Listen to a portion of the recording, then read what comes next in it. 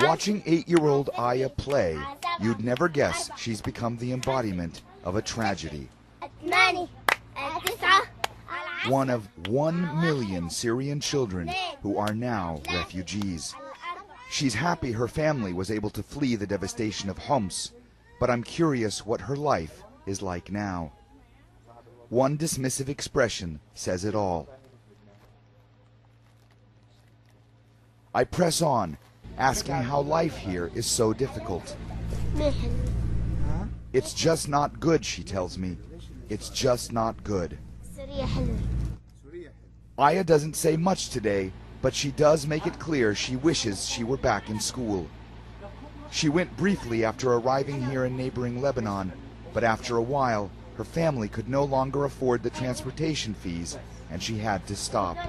Nowadays, she must stay at what has become her home and help care for her disabled sister, Labiba. The UNHCR selected Aya as their poster child to raise awareness of what they call a shameful milestone. We chose Aya because she's a symbol of the resilience that we see in many children here. Kids so young they should never know this many hardships, struggling to overcome the numerous horrors they've already witnessed. You can see that she still has this spark. She wants to learn, she wants to go to school. She's still hoping that one day she would be able to go back to Syria. Here in Lebanon's Bekaa Valley, it's makeshift refugee camps like this one that dot the landscape. Syrian families having fled the violence back home, trying to set up whatever remnant of a life they can here. It's a very harsh existence. There are at least 200,000 registered Syrian refugees in this part of Lebanon alone. Over 100,000 of them are children.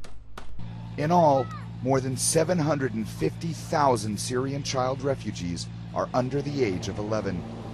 A shocking statistic and a chilling reminder of what a humanitarian disaster Syria's brutal conflict has become.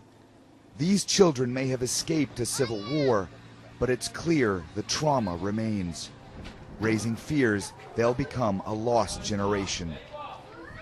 No child should have to play next to barbed wire.